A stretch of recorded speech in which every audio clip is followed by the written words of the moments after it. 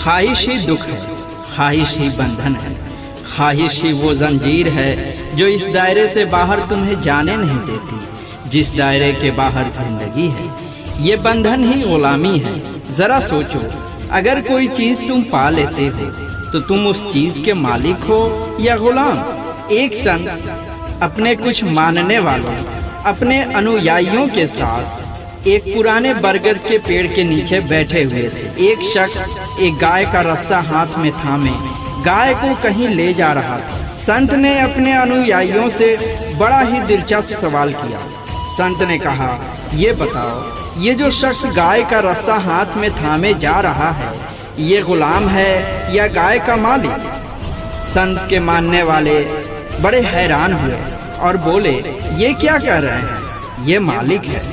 संत ने कहा, गौर से देखो, अभी ये शख्स रस्सी छोड़कर भाग जाए तो क्या गाय उसके पीछे जाएगी? और गाय रस्सी तोड़ाकर ले जाए तो ये उसके पीछे भागेगा कि नहीं? बताओ, कौन गुलाम हुआ? कभी इस मिसाल के मेयार पर रखकर सोचना, अपनी मिल्कियत के बारे में, अपने ओहदों के बारे में, अपनी फैक्ट्रियों के बारे में, अपने बैंक बैलेंस के बारे में, अपने मोबाइल के बारे में, अपने इंटरनेट कनेक्शन के बारे में तुम्हें क्या जवाब मिलता है? तुम इन चीज़ों के मालिक हो या गुलाम हो? तुम इनको चला रहे हो या तुमको ये चला रहे हैं? किसी भी चीज़ से चिमटना ही ख्वाहिश है और ये चिमटना है गुलामी की शुरुआत।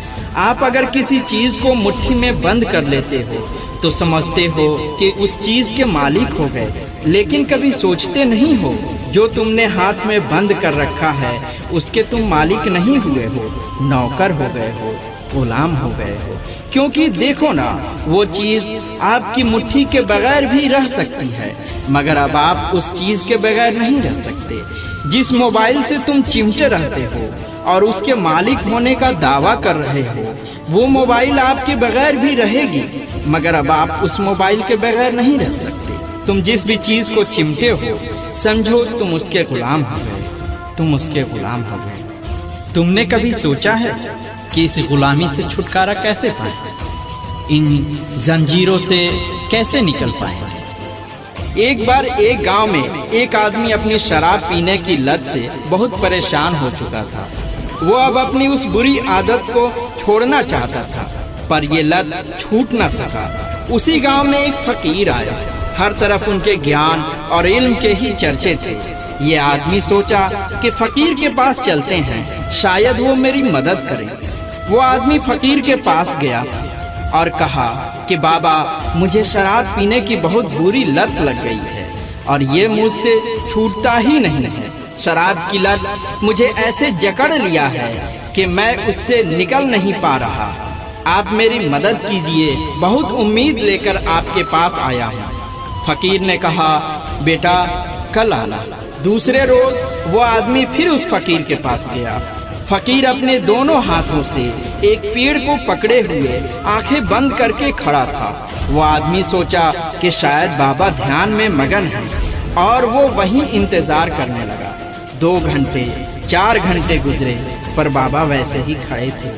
शाम होने को आया पर फकीर वैसे ही खड़े थे।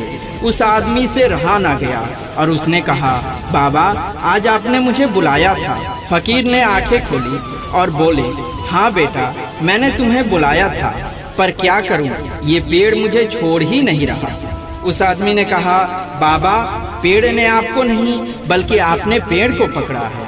फकीर अपने हाथों से पेड़ को छोड़ दिए और बोले, बेटा, ऐसे ही शराब की लत ने तुम्हें नहीं जकड़ा है, बल्कि तुमने शराब को पकड़ रखा है। किसी भी चीज का मालिक इंसान हो सकता है, पर इंसान के मालिक चीजें नहीं हो सकती। दोस्तों, ये हमें गौर व फिक्र करना है कि हमें गुलाम बनना है या आज़ाद।